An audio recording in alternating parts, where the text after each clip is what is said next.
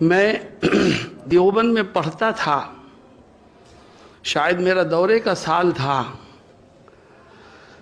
اس وقت تجسس پیدا ہوا کہ جمعیت کیا ہے، اسے سمجھنے کی کوشش کی جائے، کیونکہ مختلف مکاتب فکر سے تعلق رکھنے والے طلباء دیوبند میں ہوتے ہیں، گفتگو ہوتی تھی، سوال جواب ہوتے تھے، بحث و مباحثہ ہوتا تھا۔ تو یہ داعیہ پیدا ہوا کہ جمعیت کی اصل روح کیا ہے، اس کو سمجھنے کی کوشش کی جائے۔ آپ کو حیرت ہوگی کہ مجھے اس موقع پر سہارا ملا تو صرف مولانا محمد میاں کی تصنیفات سے سہارا ملا، اور میں جمعیت کی روح کو پہچاننے اور حقیقت تک پہنچنے میں اپنی بساط کے مطابق کامیاب ہو سکا۔ میں نے جو کچھ سمجھا وہ میں آپ کے سامنے رکھتا ہوں، ہو سکتا ہے جمعیت سے وابستہ افراد کے کام یہ چیزیں آئیں۔ میں نے یہ سمجھا ہے کہ حضرت مولانا محمد میاں صاحب نے اپنے اکابر اور بزرگوں سے سن کر کے، ان کے ساتھ رہ کر کے، کام کر کے جو خلاصہ پیش کیا وہ یہ ہے کہ 4 عناصر ہیں جن سے مل کر کے جمعیت بنتی ہے۔ عناصر 4 جمعیت علماء کی تشکیل میں بنیادی حیثیت رکھتے ہیں۔ وہ عناصر 4 کیا ہیں، اس کو ہمیں اور آپ کو آج سمجھنا ہے۔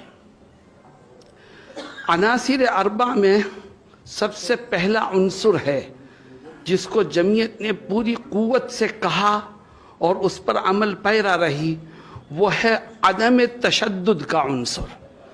جمعیت کا یہ ماننا ہے کہ عدم تشدد کی راہ پر چل کر کے ہمیں ہر باطل کا مقابلہ کرنا ہے، ہر ظالم کے خلاف آواز بلند کرنی ہے، ہر مظلوم کا ساتھ دینا ہے۔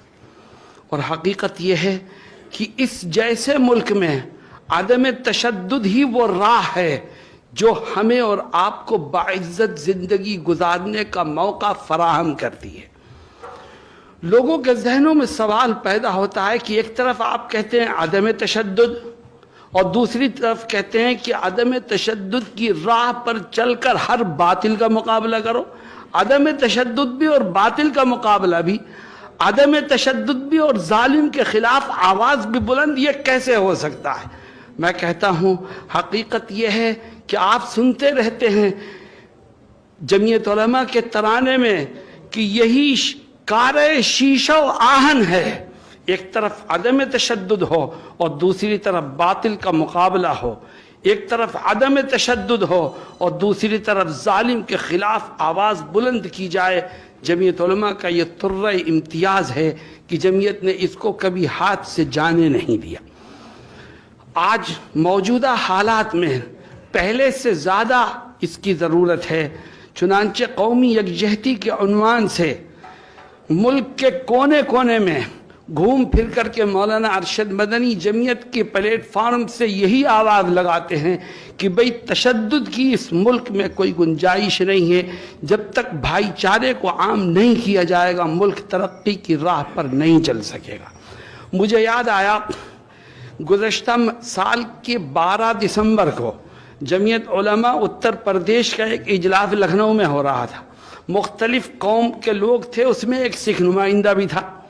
وہ کھڑا ہوا، اس نے بیان کیا، بیان کے دوران انہوں نے یہ بات کہہ دی کہ ملک میں جو فساد پھیلاتے ہیں انہیں یہ سمجھ لینا چاہیے کہ ہمیں جان دینا بھی آتا ہے اور جان لینا بھی آتا ہے۔ جب وہ اپنی بات کہہ کر کے بیٹھے تو میں فوراً کھڑا ہوا اور میں نے کہا یہ جمعیت علماء کا اسٹیج ہے، اس لیے میں پبلک کو یہ بتا دینا چاہتا ہوں کہ ہمارا کام جان لینے کا نہیں ہے، ہمارا کام تو جانوں کی حفاظت کرنے کا ہے۔ اسی کو عدم تشدد کے نام سے آپ پکار سکتے ہیں۔ یہی وہ چیز ہے جو ہمیں جمعیت علماء سکھاتی ہے، اور تمام تجربات اس بات کے شاہد ہیں کہ تشدد کی کوئی راہ اس ملک میں نہ کبھی کامیاب ہوئی ہے نہ کبھی کامیاب ہوگی۔ میرے دوستوں اور ساتھیوں، میں نے کہا تھا 4 عناصر ہیں کہ جو مل جائیں گے وہ تو جمعیت علماء ہند کی تشکیل عمل میں آئے گی۔ اس میں سے پہلا عنصر ہے عدم تشدد کی راہ، اور دوسرا عنصر ہے جس کو ہمیں اور آپ کو سمجھنا اور پھیلانا ہے وہ ہے فرقہ پرستی اس ملک کے لیے زہر حلاحل ہے۔ جمعیت علماء کہتی ہے کہ فرقہ پرستی اس ملک کو نقصان دے رہی ہے اور ہم اس کے مخالف ہیں، چاہے وہ فرقہ پرستی ہندوؤں کی طرف سے ہو چاہے مسلمانوں کی طرف سے۔ اور جمعیت علماء پہلے سے لے کے آج تک اس پر مضبوطی سے قائم ہے۔ ابھی 1 مہینہ بھی نہیں گزرا، آپ نے مولانا محمود مدنی صاحب کا ایک بیان سنا ہوگا۔ انہوں نے 2 مسلم سیاسی تنظیموں کے بارے میں یہ کہا کہ اگر وہ اپنے صوبائی سرحد سے باہر نکلتی ہیں تو ان کی راہیں الگ اور ہماری راہیں الگ، اور ہم ان کا ساتھ نہیں دیں گے۔ یہ در حقیقت یہ بیان جمعیت علماء کے اسی نظریے اور فکر کی عکاسی کرتا ہے کہ یہ ملک فرقہ پرستی سے نہیں چل سکتا۔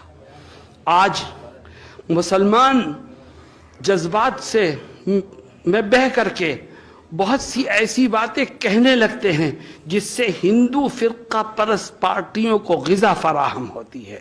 جمعیت علماء اور ہمارے بزرگوں نے ہمیں جو روش دی ہے وہ یہ ہے کہ فرقہ پرستی سے بچو، ورنہ اس ملک میں آپ اپنے مستقبل کو روشن کرنے میں کامیاب نہیں ہو سکتے۔